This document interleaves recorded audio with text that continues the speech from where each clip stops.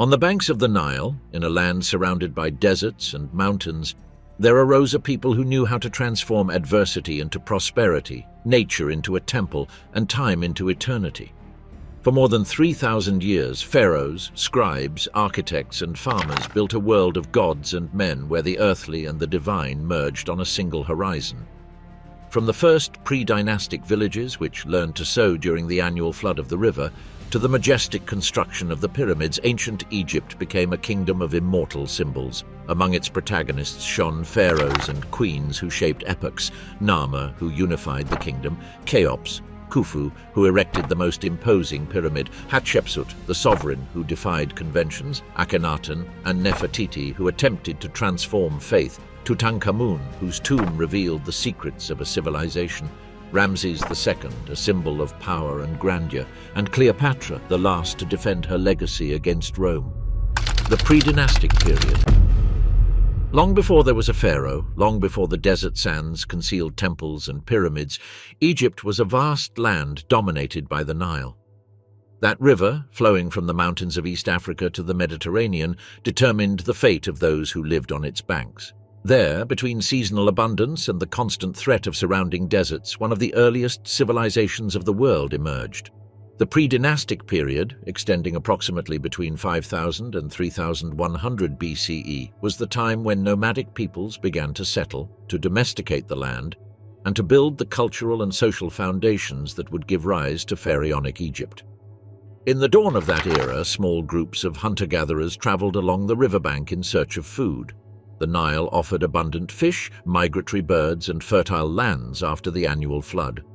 Over time, those groups discovered that they could cultivate grains like wheat and barley, and that flax allowed them to make durable fabrics. The agricultural revolution was slow but steady.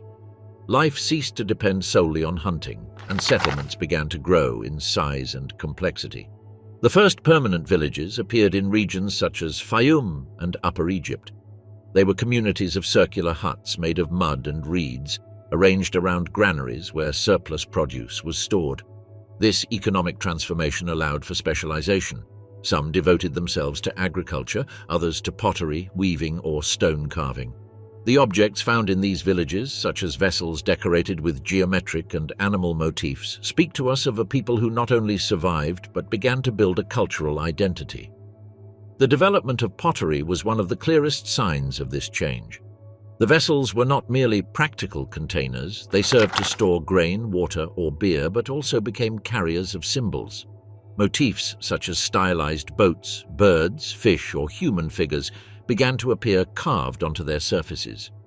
These symbols were the seed of an iconography that centuries later would transform into hieroglyphs. With sedentarization also came the need for organization. In various regions of the valley, increasingly complex communities emerged, known as nomes. Each of these territorial units had its own leaders, often warriors or religious chiefs, who exercised power over the local population. Competition among these groups was inevitable. Alliances and clashes occurred, which gradually marked the difference between Upper Egypt in the south and Lower Egypt in the north, in the Nile Delta. One of the most fascinating aspects of the pre-dynastic period is the appearance of the first differentiated tombs. Whereas in earlier times bodies were buried in simple pits in the sand, during this stage more elaborate tombs began to be built. These rectangular pits, lined with wood or mud brick, contained funerary goods like pottery, tools, and jewelry. The importance of life after death began to occupy a central place in the Egyptian mindset. The desert sand, which naturally desiccated bodies, must have profoundly impressed these communities. The dead seemed preserved, as if waiting for an eternal destiny. In this time also emerged art as a more refined form of expression. Human figures carved in ivory or stone, representations of animals such as hippopotamuses and crocodiles, and slate palettes used to grind pigments reflect an expanding aesthetic sensitivity. Many of these palettes carried inscriptions and symbolic decorations, foreshadowing the later use of writing and art as means of propaganda and power. Around 4000 BCE, the Nagada culture began to dominate Upper Egypt. This culture, divided into three phases, Nagada 1, 2, and 3, became the engine of political and cultural unification. Its settlements grew in size and wealth, and their tombs reflected an increasingly pronounced social hierarchy. Power was no longer shared by everyone. Some individuals amassed wealth, weapons, and religious prestige, while the majority worked the land. Social inequality, which would later consolidate under the pharaonic system, began to take shape. In Lower Egypt, meanwhile, the Mahdi culture flourished near the delta. More trade-oriented, this culture maintained links with the Levant, exchanging products such as copper, lapis lazuli, and ceramics. Contact with neighboring peoples was essential for Egyptian development. Through these routes came exotic materials and technical knowledge that enriched everyday life and social structure. Tension between Upper and Lower Egypt intensified. The narrow southern valley, with its hierarchical structure in Nagada, tended toward the centralization of power, while the north, more dispersed and open to commerce, presented a different model. This geographical and cultural division was not only territorial, but also symbolic. The lotus became emblematic of Upper Egypt, while papyrus represented Lower Egypt. These images, opposing and complementary, foretold the myth of future unification under a single king. In the final phases of the pre-dynastic period, about 3200 BCE, unequivocal evidence appears of centralized power in Upper Egypt. The figure of the Scorpion King, known through the famous Scorpion King mace head, shows a ruler with attributes of command and the ability to organize collective works. Soon after, Nama, another king of Upper Egypt, took the definitive step. He unified north and south, creating what is considered the first territorial state in history. The Narmer palette, one of the most celebrated objects in Egyptian art, symbolically represents this victory. On one side, the king bears the white crown of the south, on the other, the red crown of the north. Duality had been overcome and a single kingdom was born. The early dynastic period. With the unification of Egypt under Narmer around 3100 BCE, a new stage in the history of the Nile Valley begins. The so-called early dynastic period, covering the first and second dynasties, represents the moment when the Egyptian state took its definitive form, consolidating political, religious, and administrative structures that would last for centuries. It was a time of experimentation, of defining symbols, and of affirming royal power as a divine principle. The figure of the pharaoh became the axis of society. He was no longer a mere military chief or local leader, but an absolute monarch embodying the unity of the two lands, Upper and Lower Egypt. The royal iconography of this period shows the sovereign alternating between the two crowns, the white of the south and the red of the north, as a sign of dominion over both realms. This double sovereignty was integrated into the concept of Nesu Baiti, the royal title identifying him as King of the Reed and the Bee, emblems of the two regions. The capital was established at Tinis in Upper Egypt, although the royal necropolis was located at Abydos. In that sacred place, the first monumental mastabas were erected, rectangular tombs of adobe with underground chambers that served as the eternal dwelling place for the kings. Each tomb was accompanied by stelae carved with the royal name, written in a new graphical system, hieroglyphs. This was the time when Egyptian writing began to develop as both an administrative and ritual instrument, intended to record offerings, decrees, and genealogies, but also to perpetuate the power of the pharaohs. The royal mastabas of Abydos are particularly revealing.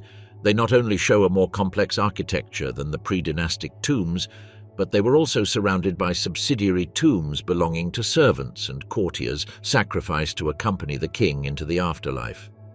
This macabre rite, which later disappeared, demonstrates to what extent the figure of the monarch was viewed as a divine being whose existence transcended earthly life. The death of the pharaoh implied the perpetuation of his court in the beyond, as if the state's order were to be mirrored eternally in another dimension. During the early dynasties, the administration expanded rapidly. The pharaoh delegated his authority to high officials, organized around the figure of the chati or vizier. This official was responsible for supervising tributes, controlling agricultural production, and maintaining order in the provinces. The territorial division into nomes was consolidated, and each was governed by a nomarch accountable to the crown. Thanks to this organization, Egypt managed to integrate very diverse regions under a single authority, from the fertile fields of the delta to the southern deserts rich in copper, gold, and semi-precious stones. The Nile became the great highway of the realm. Wooden vessels allowed the transport of agricultural products, building materials and troops from one end of the country to the other. Internal trade was strengthened, as was exchange with neighboring regions. From Nubia came gold and ebony, from Sinai, copper and turquoise, from the Levant, oils and cedar wood. These networks of exchange ensured prosperity and fostered the growth of cities. Religion also acquired a more formal character.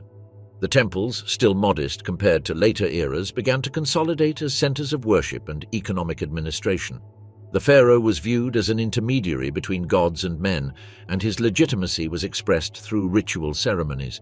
The cult of Horus, the hawk god, became closely associated with the figure of the king, who came to be regarded as its incarnation on earth. At the death of the sovereign, he was identified with Osiris, lord of the underworld, in an eternal cycle that assured the continuity of the monarchy. One of the fundamental achievements of the early dynastic period was the standardization of writing and the calendar. Hieroglyphs evolved from pictographic symbols toward a more complex system capable of expressing sounds and concepts. This instrument served not only for monumental inscriptions, but also for administrative documents written on ostraka or papyrus. At the same time, the Egyptians established a solar calendar of 365 days, based on the observation of the star Sirius and on the annual cycle of Nile floods. This calendar became the foundation of agricultural, religious, and political life for millennia. Military expeditions were another notable aspect of these early dynasties. The kings of the early dynastic period extended their influence into Nubia, controlling trade routes and securing access to valuable resources. They also ventured into Sinai, where the copper and turquoise mines were essential for both the economy and religious symbolism. Violence was part of the exercise of power, and reliefs from the era depict the pharaoh as victor over foreign enemies, reaffirming his role as protector and conqueror. In the Second Dynasty, however, stability was threatened by internal conflicts. Some kings appear to have favored Lower Egypt at the expense of Upper Egypt, which provoked tensions and possible confrontations. The archaeological evidence is fragmentary but suggests that there was a temporary division of power, with rival pharaohs claiming sovereignty. These disputes show that the unification was still fragile and that the balance between North and South was a constant task for the monarchy. Despite these difficulties, the legacy of the early dynastic period was profound. In these centuries, the foundations of the pharaonic state were set: a sacred monarchy, a hierarchical bureaucracy, a centralized religion, and a writing system capable of perpetuating the memory of power. What began as the union of villages along the Nile transformed into a unified kingdom, with solid institutions and a common identity that made it possible to speak of Egypt as a single entity. The Third Dynasty. The Third Dynasty, which begins around 2686 BCE, marks the start of the Old Kingdom and represents a turning point in the history of Egypt. After the political and religious foundations laid during the first two dynasties, pharaonic power acquired a new dimension, that of the eternal monument. It was the moment when funerary architecture left behind simple mastabas to transform into true masterpieces of stone, a tangible reflection of royal ideology. The great protagonist of this stage was the pharaoh Djoser, also known as Zoser, whose figure was immortalized thanks to his vizier and architect Imhotep. Under his reign, the first stepped pyramid was erected at Saqqara, a monument that forever changed the history of architecture. Before it, kings were buried in rectangular adobe mastabas. Imhotep, however, conceived the idea of superimposing stone mastabas, creating a stepped pyramid structure that ascended toward the sky like a symbolic staircase. The Saqqara pyramid was not only the first monumental construction of its kind, but also a declaration that the pharaoh was destined to reach eternity alongside the gods. The funerary complex of Djoser in Saqqara was far more than a tomb. Surrounded by a perimeter stone wall with false doors, it included temples, ceremonial courtyards, and underground galleries that totaled kilometers of passageways.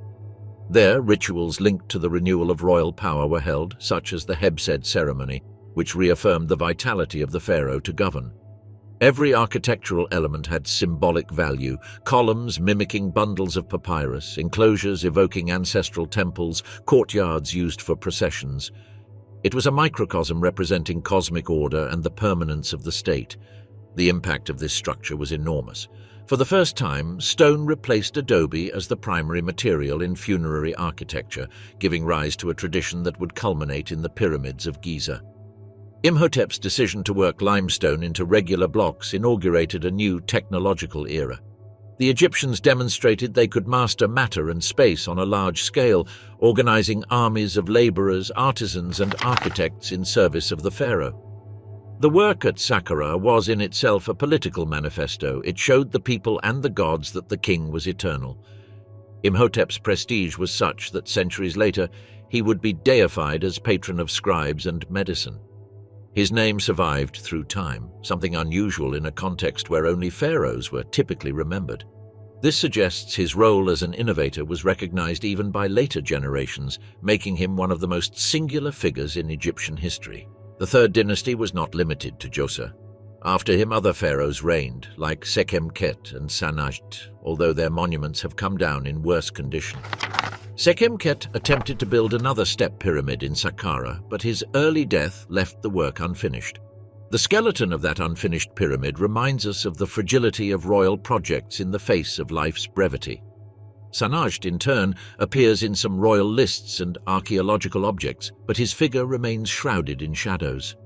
What is clear, however, is that this period consolidated the idea that the pharaoh's tomb must be a large-scale state project, capable of mobilizing resources and symbolizing royal divinity. The mastabas of the elite, which surrounded the royal complexes, also grew in size and sophistication, reflecting the hierarchy of a court that expanded along with monarchical power.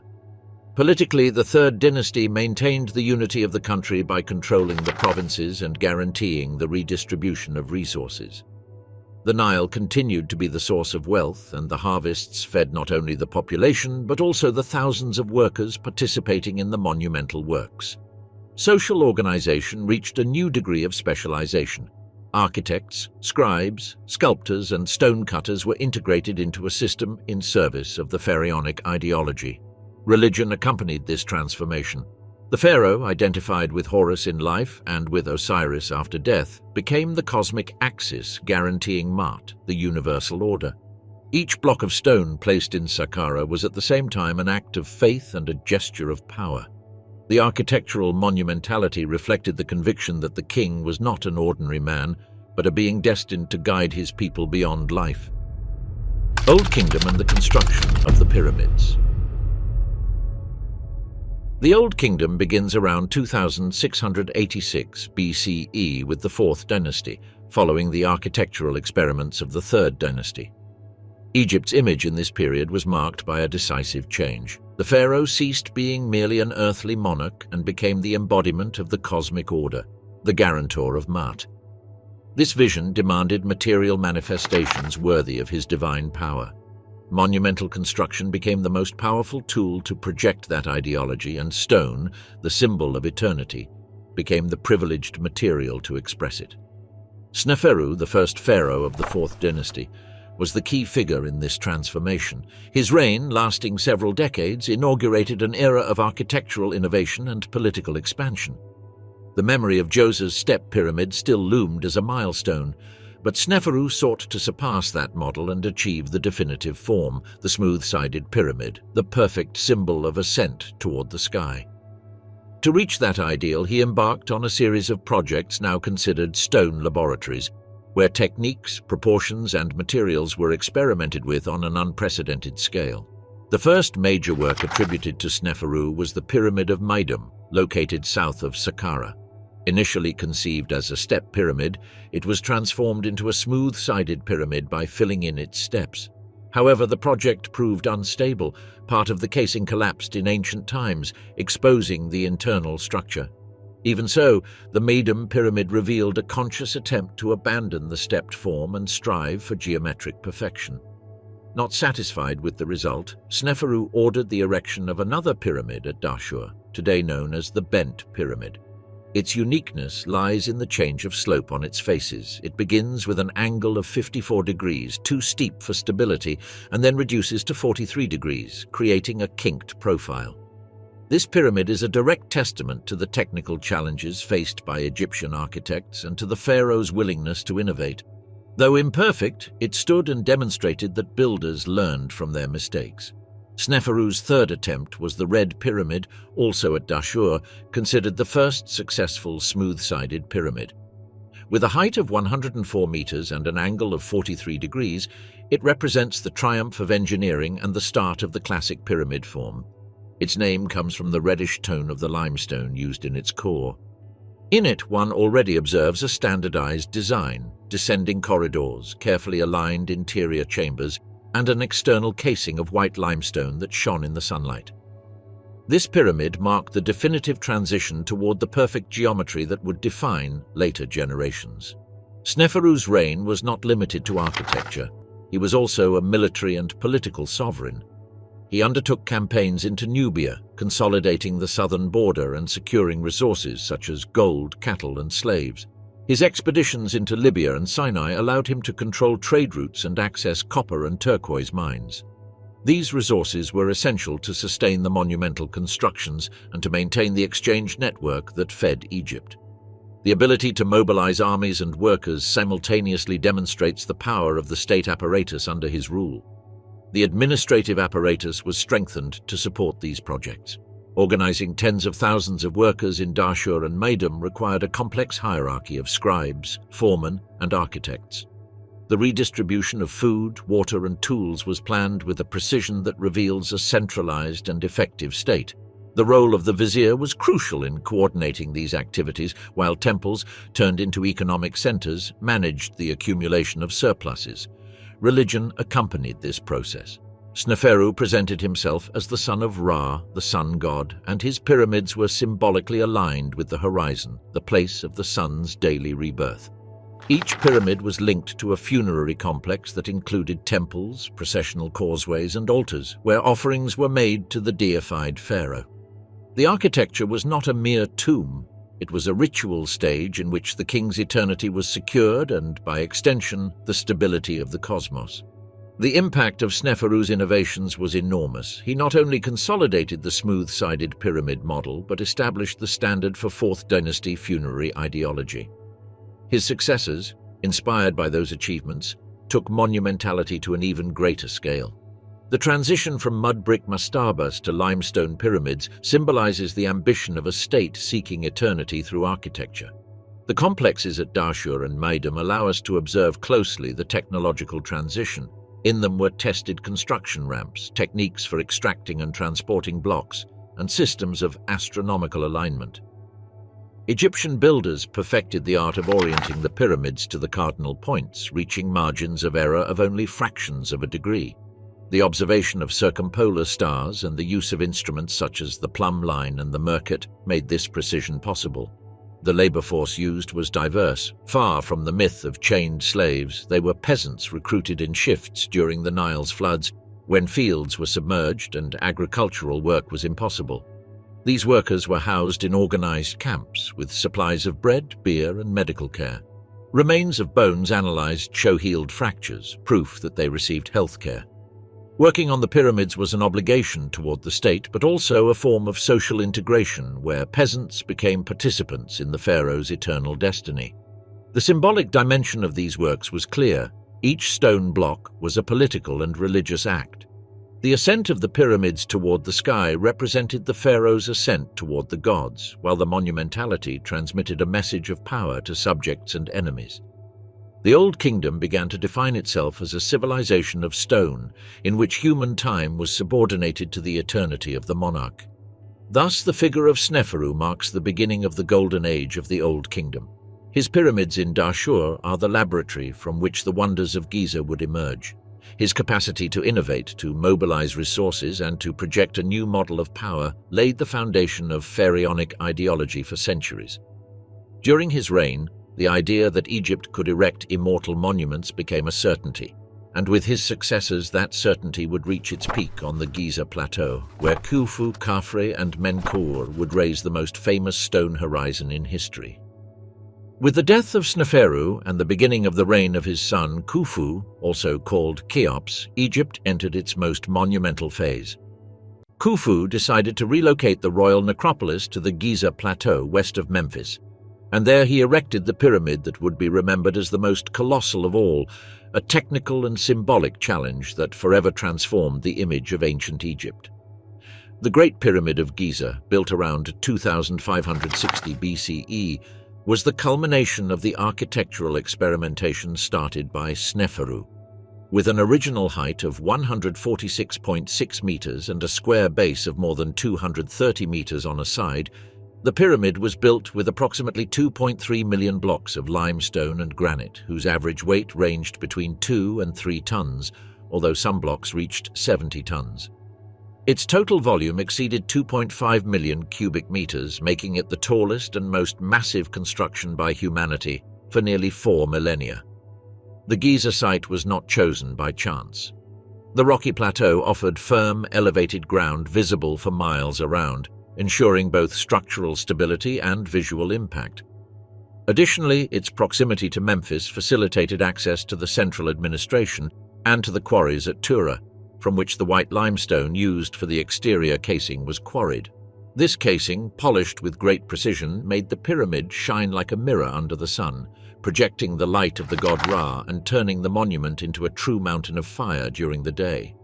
The interior of the Great Pyramid reveals unprecedented planning. Unlike earlier pyramids, it contains a complex network of passages and chambers. The so-called Great Gallery, a sloping corridor nearly 50 meters long and over 8 meters high, leads into the king's chamber lined with blocks of granite brought from Aswan, more than 800 kilometers to the south. The ceiling of this chamber is formed by gigantic granite beams, each weighing tens of tons, placed with a precision that still astonishes modern engineers. Above, relieving chambers with blocks arranged in different directions distribute the weight, preventing the roof from collapsing. In addition to the king's chamber, the pyramid contains the so-called queen's chamber and a system of shafts that have been interpreted as symbolic passages toward the stars. The orientation of the pyramid is extraordinary. Its faces are aligned almost perfectly with the cardinal points, with an error margin of just fractions of a degree. This demonstrates advanced knowledge of astronomy and geometry, probably based on the observation of circumpolar stars. The workforce that erected such a monument has been the subject of debate for centuries. The image transmitted by Greek authors such as Herodotus spoke of thousands of slaves subjected to inhuman labor. However, modern excavations in the area have revealed a different picture. In Giza, worker villages have been found with remains of bakeries, breweries, and resting areas, indicating that the construction was carried out by contingents of organized workers fed by the state. These were peasants recruited temporarily during the Nile flood, when the fields became unusable for agriculture, together with specialized artisans and permanent teams of stonecutters, engineers, and foremen. This system allowed tens of thousands of workers to be deployed cyclically without collapsing the economy. The symbolism of the Great Pyramid was immense. Khufu presented himself as an eternal sovereign, son of Ra, whose tomb was erected not only as a funerary dwelling but as a physical representation of cosmic order. The pyramid, with its perfect geometric form, evoked the primordial mound that emerged from the waters in Egyptian cosmogony. From that point of ascent, the pharaoh embarked on his journey toward the sky, joining the undying stars. After Khufu, his son Khafre continued the tradition at Giza, erecting the second Great Pyramid. Although slightly lower at 143 meters, he placed it on higher ground, which gave it an imposing appearance. His pyramid still retains part of the original casing at its apex, allowing us to imagine how the structures looked when entirely covered in white limestone. But if there is one element that distinguishes Khafre, it is the construction of the Great Sphinx, a colossal sculpture carved directly into the plateau's rock. The Sphinx, with a lion's body and human face over 70 meters long and 20 meters high, became the eternal guardian of the necropolis. Its exact function remains a matter of debate, but most Egyptologists interpret it as a representation of Khafre himself, merged with solar power and animal strength.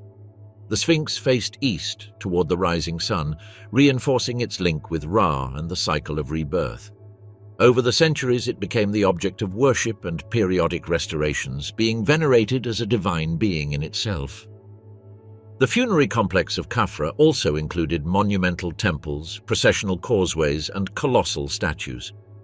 In his valley temple, diorite statues were found showing the pharaoh seated with the falcon god Horus perched behind his head, a symbol of divine protection. The artistic quality of these sculptures, polished to unmatched perfection, reflects the apex of Egyptian art in this period. The third great protagonist of Giza was Menkaure, also known as Mykerinos, successor of Khafre. His pyramid, much more modest in size at about 65 meters in height, was partly faced with red Aswan granite, giving it a distinctive appearance. Although smaller in scale, his funerary temple housed some of the most refined sculptural works of Egyptian art. Among them stand out the triads of Menkaure, in which the pharaoh is depicted accompanied by goddesses and personifications of nomes, provincial regions, representing the union between king and the divine and territorial forces that supported his power. The Giza complex, with the three great pyramids aligned beside the Sphinx, formed a sacred landscape without parallel. It was far more than a royal cemetery. It was a stone manifesto of the pharaoh's eternity and the greatness of the Egyptian state. Each pyramid was accompanied by smaller pyramids for queens, mastabas for officials, and temples intended for daily offerings. The necropolis became a city of the dead that reproduced the political and religious order of the kingdom. The technical achievements reached at Giza continue to be objects of wonder and study. Many theories have been proposed about the construction methods: straight ramps, spiral ramps, counterweight systems. The truth is that the Egyptians managed to mobilize millions of tons of stone with simple copper tools, ropes, wooden rollers, and unprecedented social organization. The construction of each pyramid required at least 2 decades, which entailed long-term planning in which the pharaoh invested virtually his entire reign. The impact of these constructions extended beyond the era of their builders.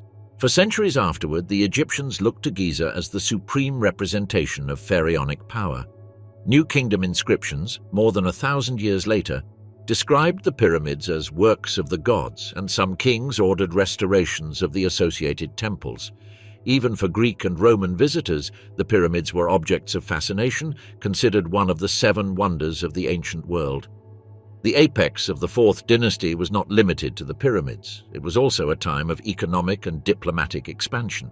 Expeditions to Nubia secured the supply of gold and ebony, while in Sinai, copper and turquoise mines were exploited.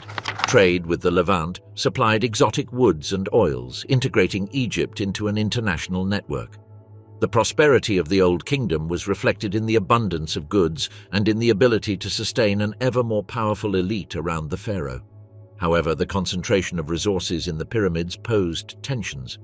The colossal effort demanded by these works could generate economic and social strain, although the official ideology presented the construction as a religious duty toward the pharaoh. The costs of feeding and organizing tens of thousands of workers, extracting and transporting millions of blocks, and maintaining a growing bureaucracy implied a massive burden for the state. Monumentality was both a symbol of greatness and a potential vulnerability.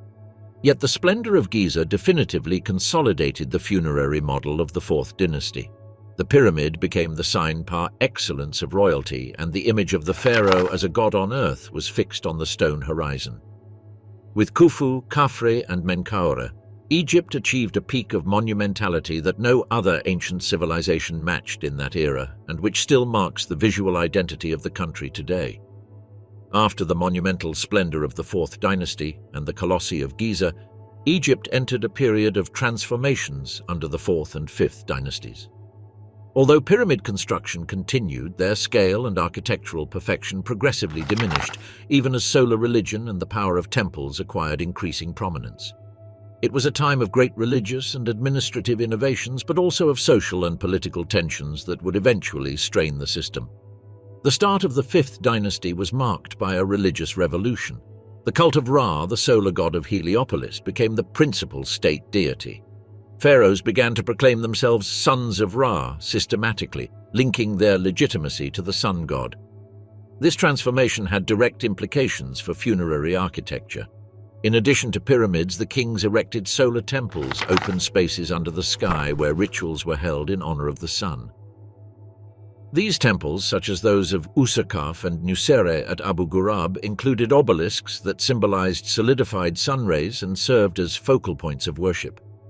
The pyramids of the 5th dynasty, though smaller than those at Giza, introduced a fundamental innovation: the pyramid texts. In the tombs of pharaohs such as Unas, hieroglyphic inscriptions covered the walls of funerary chambers. These texts were spells and ritual formulas intended to guide the king in his journey to the afterlife, protecting him from dangers and ensuring his union with the gods. For the first time, writing was used as a magical tool within the royal tombs, marking a theological shift of great import. The pharaoh no longer depended solely on rituals performed by priests. The sacred words inscribed in stone accompanied him directly in his transit toward eternity. The 5th dynasty also saw a significant administrative reorganization. The bureaucratic apparatus expanded with a complex hierarchy of viziers, treasurers, overseers of works, and scribes. The nomarchs, governors of the provinces, began to gain autonomy, reinforcing their positions by constructing monumental tombs in their regions. These provincial tombs show a vibrant art and scenes of daily life, from harvests and banquets to dances and hunts. Egyptian society became more visible in its representations, and the local elite asserted their power with greater independence from the central court. Economically, the Old Kingdom was sustained thanks to the regularity of the Nile. The annual flood fertilized the fields, enabling abundant harvests of wheat and barley. These surpluses fed the population and supported the monumental works. State redistribution ensured bread and beer for the workers, while temples managed vast agricultural estates. The temples became centers of economic importance, accumulating wealth and resources that reinforced their political influence. Daily life in the Old Kingdom, reconstructed through reliefs and archaeological finds, reveals a hierarchical yet dynamic society. In the peasant villages, life was marked by the agricultural cycle, with days of sowing, harvesting, and storage. Beer was the most common beverage, made from fermented bread. Flax provided textiles for clothing, while papyrus was used to make light boats, baskets, and written documents. Music and dance were integral parts of rituals and celebrations, and families organized their homes around courtyards and adobe rooms. At the top, the nobility and high officials enjoyed a luxurious lifestyle. Their tombs in Saqqara and Giza show scenes of banquets with musicians, dancers, and tables laden with food, bread, meat, fruit, wine. Scribes held a privileged place in this society, for writing was considered a divine gift and an instrument of power. Their ability to record tributes, draft decrees, and preserve royal memory made them essential elements of the state machinery. The 6th dynasty, beginning with Teti, maintained these structures but accentuated the trend toward decentralization. Although pharaohs like Pepi I and Pepi II continued building pyramids at Saqqara, the quality of works declined. The pyramids of this stage, with cores of lower quality stone and less careful casing, deteriorated rapidly. Nevertheless, the pyramid texts reached their apogee, covering the funerary chambers completely and enriching funerary theology with hundreds of magical formulas. Pepi II, famous for his longevity, reigned for over 6 decades, making his reign the longest in the history of ancient Egypt. But the stability that a prolonged monarchy seemed to offer turned into a problem. As the pharaoh aged, the nomarchs consolidated their autonomy, turning their offices hereditary and acting increasingly like local sovereigns. Central power weakened, and the bloated administration absorbed resources at the expense of efficiency. The economy also began to suffer. Egypt's dependence on the Nile floods made it vulnerable to climatic variations. Archaeological evidence suggests that in the late Old Kingdom there were periods of drought or insufficient floods affecting the harvests and generating famines. The state's inability to respond to these crises undermined the pharaoh's legitimacy, whose primary role was precisely to maintain balance among the gods, nature, and humanity. The temples, meanwhile, had accumulated extraordinary power. Wealth generated by their agricultural estates and offerings turned them into institutions as powerful as the palace itself. The priests of Ra in Heliopolis and of Amun in Thebes had their own resources, and their influence in politics grew. The pharaoh, once the sole mediator between gods and men, had to share his authority with a clergy that was beginning to rival the monarchy. Art and literature reflected these tensions. The reliefs in the tombs of 6th dynasty officials show greater realism with detailed portrayals of animals, slaves, and agricultural scenes. Wisdom literature, such as the instructions of Ptahhotep, offered advice on how to behave in life and at court, reflecting a society more complex and aware of its problems. Militarily, Egypt maintained control of Nubia and Sinai, though with greater difficulty. Expeditions to the copper and turquoise mines continued, but neighboring peoples became more hostile. Trade with the Levant diminished, limiting access to exotic woods and goods. Growing isolation contributed to the erosion of central power. The final collapse of the Old Kingdom came when the balance between monarchy, nomarchs, and temples definitively broke. After the death of Pepi II, royal authority fragmented. Local governors assumed control of their territories, famines grew more severe, and popular revolts erupted in various regions. The splendor of the pyramids and solar temples was left behind, and Egypt entered a period of crisis known as the First Intermediate Period, during which the figure of the pharaoh lost its aura of invulnerability and the country was plunged into deep instability. First Intermediate Period. The splendor of the Old Kingdom gave way to a time of fragmentation and crisis known as the First Intermediate Period, which lasted approximately between 2181 and 2055 BCE. It was an era marked by the weakness of central authority, the rise of regional powers, and growing social instability. The figure of the pharaoh, which in earlier centuries had seemed immutable and divine, lost its absolute character, while the structure of the state cracked under internal and external challenges. The transition into this period was tied to the end of the 6th dynasty. After the long reign of Pepi II, which may have lasted more than 6 decades, Egypt was worn down. The power of the nomarchs, the provincial governors, had grown enormously during his reign.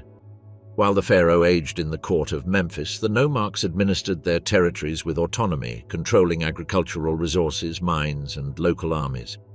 With the disappearance of a strong royal figure, many acted as mini-kings, erecting monumental tombs in their provinces and passing their offices hereditarily. To this political weakening were added environmental problems. Climatic and archaeological records suggest that during this period, the Nile's floods became irregular, directly affecting agriculture. Without the annual flood at its normal level, harvests declined and hunger spread. Food scarcity unleashed social tensions and weakened the state further. The central administration, unable to guarantee the redistribution of grain that had been key in earlier times, lost legitimacy in the eyes of the population. The power vacuum gave rise to 2 main political centers.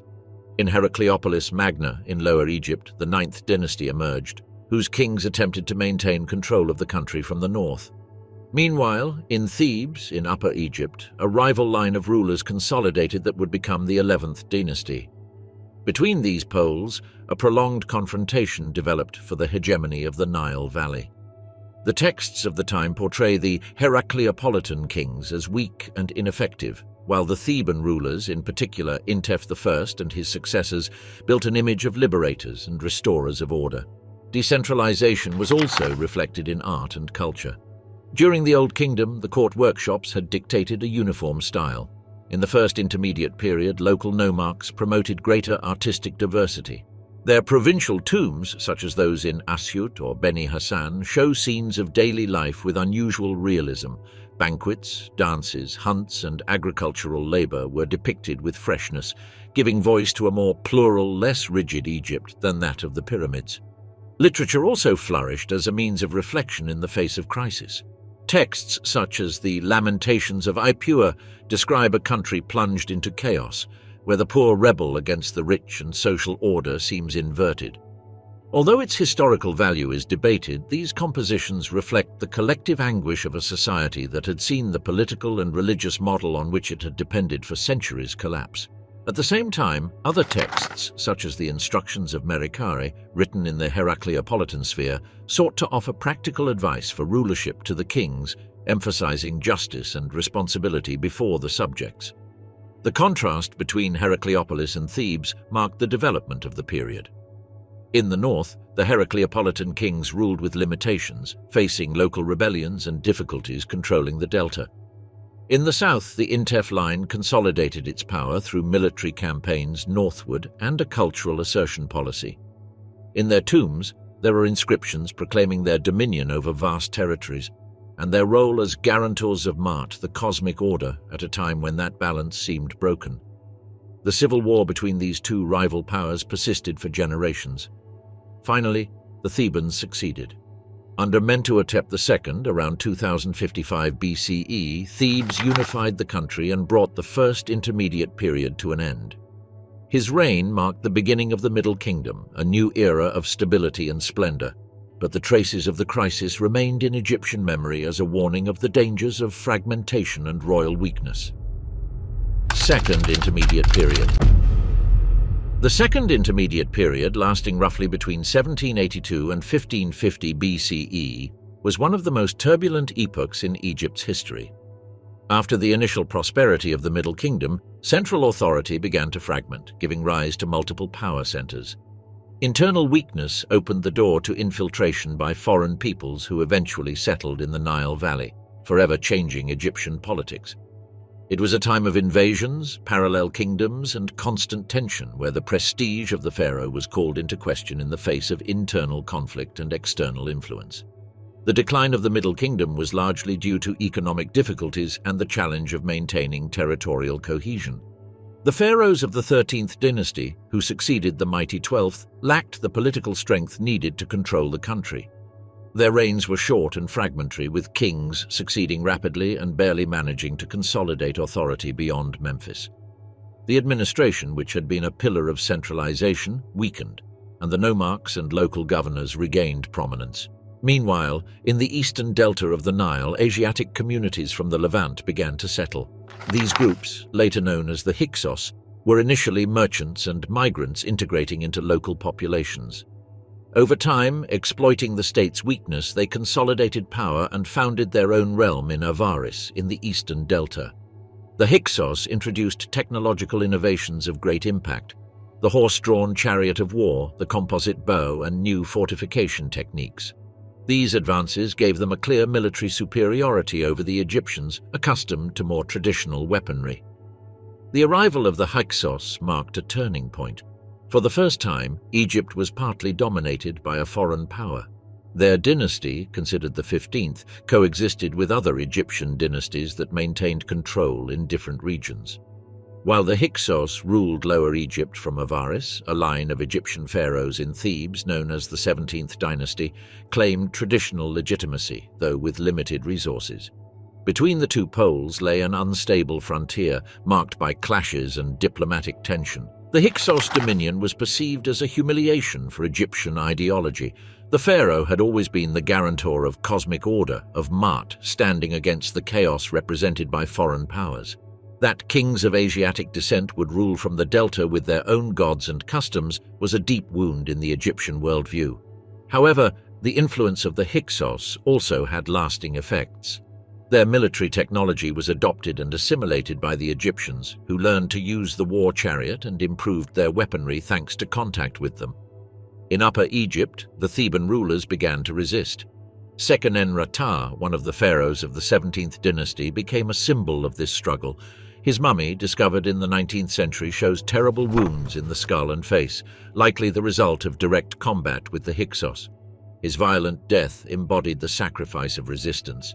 He was succeeded by Kamoza and later Ahmose I, who continued the war against the invaders.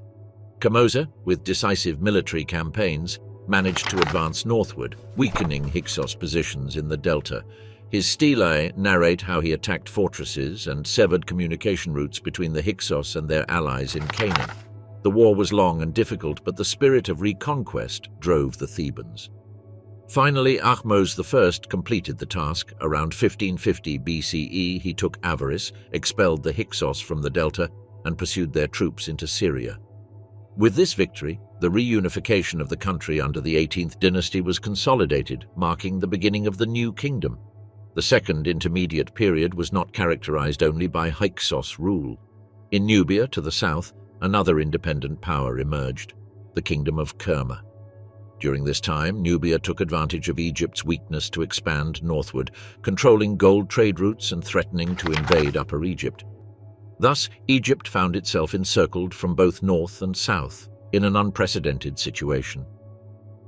The Nubian challenge was also addressed by the Theban kings, who launched campaigns southward to contain Kerma's expansion and secure vital resources for their economy. The cultural impact of this era was notable. In Avaris, the Hyksos capital, vestiges of unusual cosmopolitanism have been found. Temples dedicated to Asiatic deities such as Baal coexisted with Egyptian cults, and the architecture blended Levantine and local styles.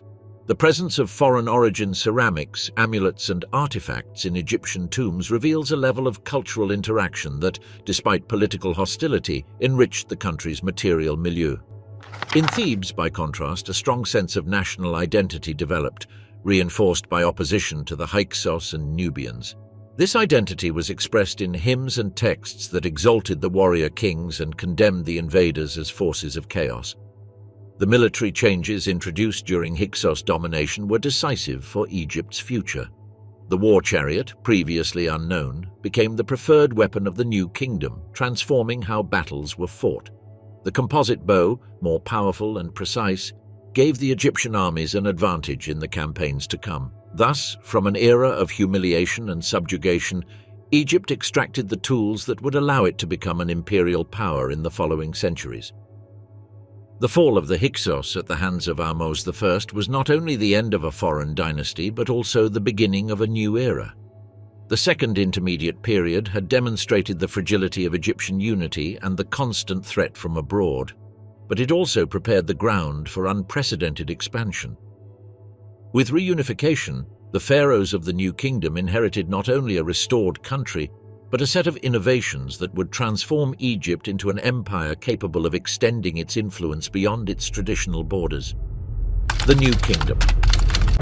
The New Kingdom, which lasted between 1550 and 1069 BCE, was the era of greatest splendor and expansion in ancient Egypt. With the expulsion of the Hyksos and the reunification under the 18th dynasty, the country entered a period of political and military stability that allowed it to project its power beyond the Nile Valley. Egypt became an empire with domains extending to Syria and Palestine, and influence reaching Nubia and the Red Sea. The accumulated wealth, the monumentality of its temples, and the fame of its pharaohs marked this era as the zenith of pharaonic civilization. The beginning of this period was led by Ahmose I, founder of the 18th dynasty. After expelling the Hyksos from Avaris and securing the eastern frontier, Ahmose consolidated central power and launched campaigns into Nubia to control gold and strategic resources. His reign was a process of reconstruction. He reorganized the administration, strengthened the army, and promoted the construction of temples in honor of the gods who had favored his victory. With Ahmose, the era of fragmentation was finally closed and the era of imperial expansion began. He was succeeded by Amenhotep I, whose reign was characterized by the consolidation of Thebes as a religious and political center.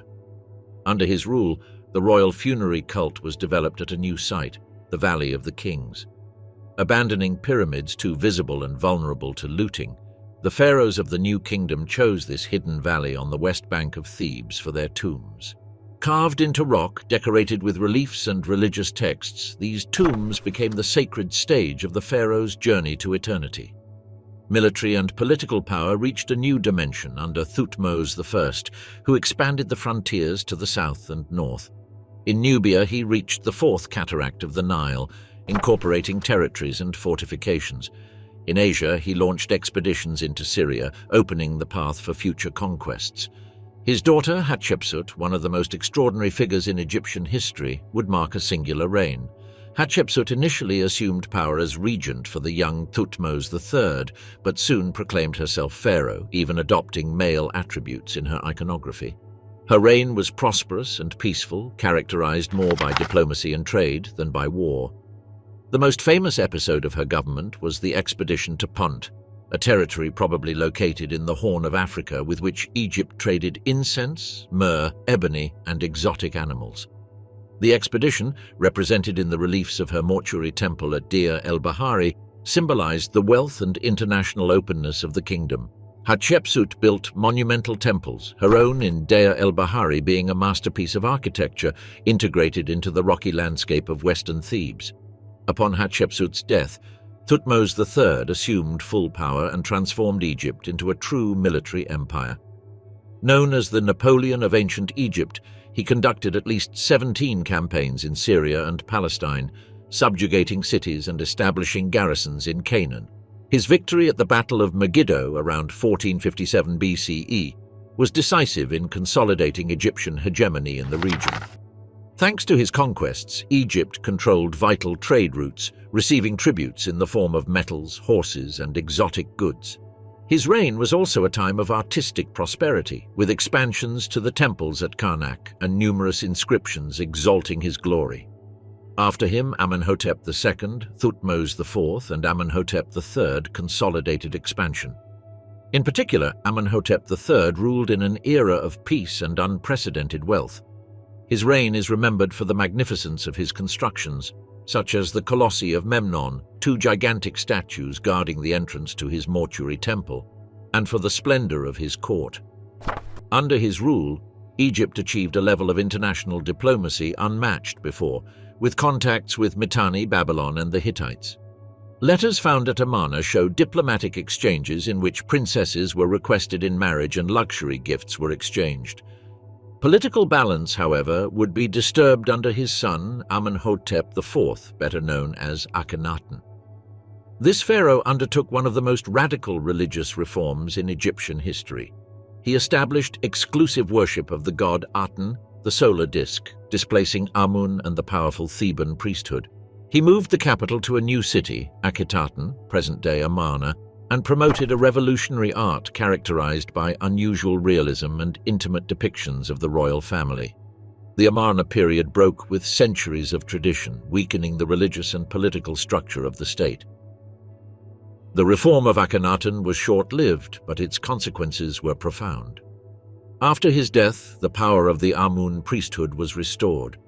His son, Tutankhamun, who ascended to the throne while still a child, moved the capital back to Thebes and reinstated the worship of the traditional gods. Although his reign was brief and of little political significance, the intact tomb of Tutankhamun, discovered in 1922 by Howard Carter, made this young pharaoh the most famous of all Egyptian kings. His treasures, masks, and sarcophagi revealed to the modern world the material and symbolic wealth of the new kingdom. After Tutankhamun, Horemheb, a general of the army, came to power, restoring order after the Amarna chaos. With him, the 18th dynasty ended and the road was opened to the 19th, whose founder, Ramses I, was succeeded by Seti I. This pharaoh carried out successful military campaigns in Syria and consolidated control over Canaan, in addition to initiating major architectural projects. The true colossus of this dynasty was Ramses II, known as Ramses the Great. His reign, exceeding 6 decades, was one of the most brilliant in Egyptian history. Ambitious as a warrior, he confronted the Hittite Empire in the famous Battle of Kadesh around 1274 BC. Although the battle ended in a stalemate, Ramses II presented it as a great victory, inscribing scenes of his heroism in temples throughout Egypt. The subsequent peace treaty with the Hittites, considered one of the earliest diplomatic documents in history, consolidated a lasting alliance between the two powers. Ramses II left an incomparable monumental legacy. He ordered the erection of colossal temples such as the Ramesseum in Thebes and the rock-cut temples of Abu Simbel in Nubia.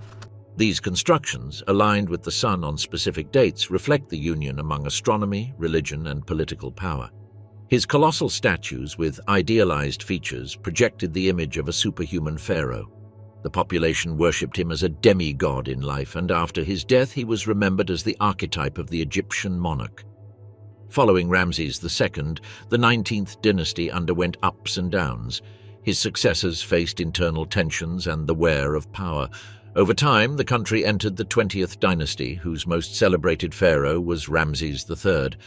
During his reign, Egypt was threatened by the so-called Sea Peoples, invaders from the Mediterranean who attacked the delta and coasts.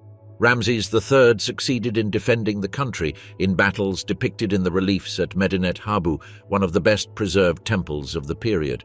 His victory ensured Egypt's survival as a power, though at high economic cost. The reign of Ramses III, however, marked the beginning of a gradual decline. Court conspiracies, economic problems, and workers' strikes at Deir el-Medina show an increasingly weakened state. Although Egypt maintained its prestige, its capacity for expansion diminished, and the power of the Amun priests in Thebes strengthened at the expense of the monarchy. The figure of the pharaoh, still revered, began to lose the luster it had achieved under the great sovereigns of the past. The new kingdom had transformed Egypt into a superpower of the ancient world. Its pharaohs were feared and respected, its temples rivaled those of Mesopotamia in grandeur, and its armies dominated from Nubia to Syria. This was the era in which Egyptian art, architecture, religion, and diplomacy reached their highest expression. The valleys of Thebes were populated with colossal temples. The tombs in the Valley of the Kings shone with magical inscriptions, and the names of pharaohs like Hatshepsut, Thutmose III, or Ramses II were engraved in the memory of humanity. Third Intermediate Period. The Third Intermediate Period, which lasted approximately from 1069 to 664 BC, was a stage of political fragmentation and regional tensions that followed the splendor of the new kingdom. Egypt, weakened by long wars, external pressures, and the growing power of the Theban priesthood, found itself divided into multiple centers of power. Although the country retained its cultural and religious wealth, the figure of the pharaoh lost the absolute centrality it had had in earlier times, and the unity of the state was compromised. The end of the 20th dynasty under Ramses XI was the prelude to chaos. His reign was marked by conspiracies and internal conflicts, and his authority hardly extended beyond the Theban region and the Delta. Upon his death, the crown passed to the family of Smendes, founder of the 21st dynasty, who moved the capital to Tanis in the eastern Delta.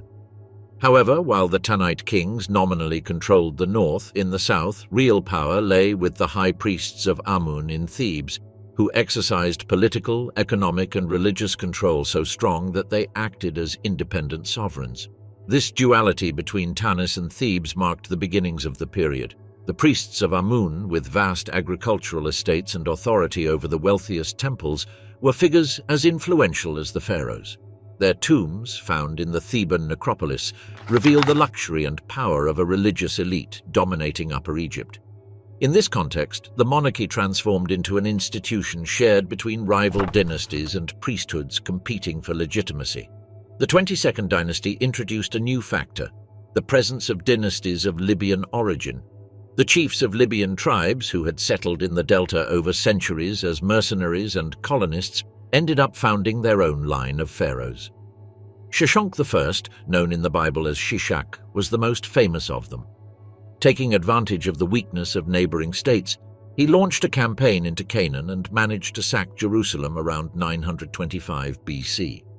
His inscriptions at Karnak celebrate his victory and show that, although Egypt had lost the expansive glory of the new kingdom, it could still project its strength into the Levant. Libyan power, however, did not result in full reunification. The tribal structure of their clans was reflected in political fragmentation. Different branches of the royal family ruled simultaneously in various regions, and local nomarchs regained prominence. This atomization was characteristic of the Third Intermediate Period, in which Egypt was rarely under a single centralized command. The 23rd dynasty coexisted with the 22nd, ruling in Thebes and other areas of Upper Egypt. This phenomenon of parallel kingdoms intensified over the centuries. Meanwhile, in the south, Nubia was regaining its strength. The kingdom of Kush, with capital at Napata, had grown and strengthened its cultural and military influence. Its kings, deeply influenced by Egyptian religion, began to claim for themselves the right to rule Egypt. Toward the end of the period, the Kushites intervened directly in Egyptian politics. Pir, king of Kush, launched a military campaign northward and succeeded in imposing his authority over the Libyan princes of the Delta, proclaiming himself pharaoh and founding the 25th dynasty.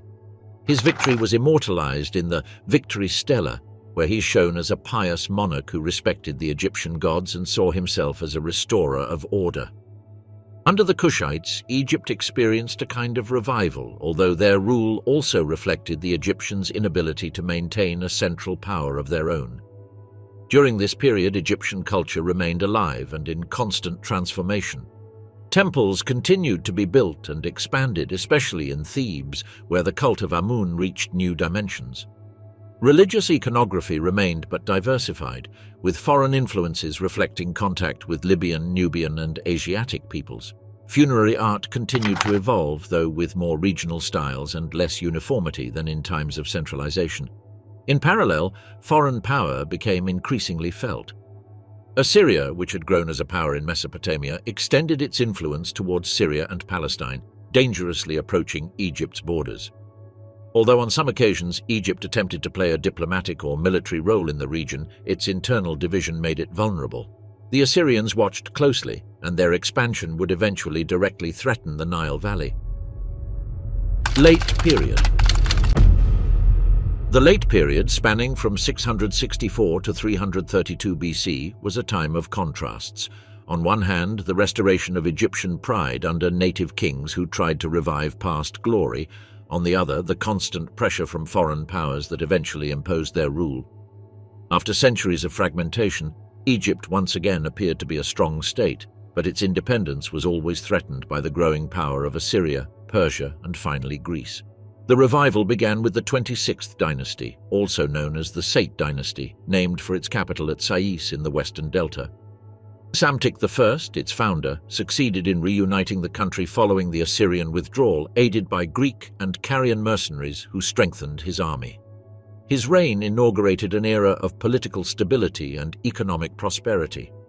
Trade flourished in the Mediterranean, with Egyptian ports receiving vessels from Greece and Phoenicia, and temples were restored in an Archasing style that sought to imitate the forms of the Old Kingdom and the New Kingdom. This return to tradition was a distinguishing feature of the Late Period. The Sate kings promoted an art that revived classical proportions and iconography from earlier eras, as though the prestige of antiquity could reinforce their legitimacy. Temples were rebuilt in Memphis and Thebes, and projects in Sais rivaled those of the past.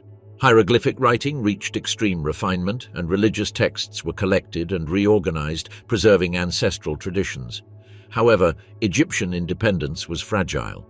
The Persians, who had created the vast Achaemenid Empire, set their eyes on the Nile Valley. In 525 BC, Cambyses II, son of Cyrus the Great, invaded Egypt and defeated Pharaoh Psamtik III at the Battle of Pelusium. The 27th dynasty was the first Persian dynasty, and Egypt became a satrapy of the empire. The Persians ruled harshly, imposing tributes and exploiting resources, though they also to some extent respected Egyptian religion, building temples and maintaining local administration. Persian domination was intermittent.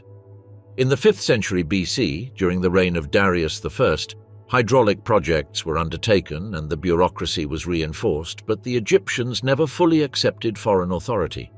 Periodic revolts attempted to restore a native pharaoh, and at times they succeeded. The 28th, 29th, and 30th dynasties were efforts to recover independence under Egyptian kings such as Amyrtius, Nepherites, and Nectanebo I. The latter in particular succeeded in consolidating an artistic and military revival, and his son Nectanebo II was the last native pharaoh of Egypt. Nectanebo II's resistance to the Persians was intense. He fortified the delta, built temples, and sought alliances with the Greeks. However, the power of the Achaemenid Empire ultimately prevailed. In 343 BC, Artaxerxes III reconquered Egypt, restoring Persian rule in what is known as the 31st dynasty. This second occupation was harsher. Temples were plundered, rebellions were crushed, and military control was more stringent. For many Egyptians, the hope of a national revival seemed extinguished. It was then that a new force appeared on the horizon: Macedonia. Alexander the Great, after defeating the Persians in Asia, marched into Egypt in 332 BC. His arrival was seen almost as a liberation. The Persians withdrew with little resistance, and the Egyptians welcomed Alexander as a savior. In Memphis, he was crowned pharaoh, and at his visit to the oracle of Amun at the oasis of Siwa, he was proclaimed son of Amun, a title that integrated him into the pharaonic tradition. Alexander's stay in Egypt was brief but significant. He founded the city of Alexandria in the Delta, destined to become one of the great cultural centers of the Hellenistic world. Under his leadership, Egypt became part of a global empire stretching from Greece to India. Although Egyptian pharaohs as a native dynasty disappeared, the country entered a new phase in which its millennia-old culture would merge with the Greek world, giving rise to a legacy that would endure under the Ptolemies and later under Rome.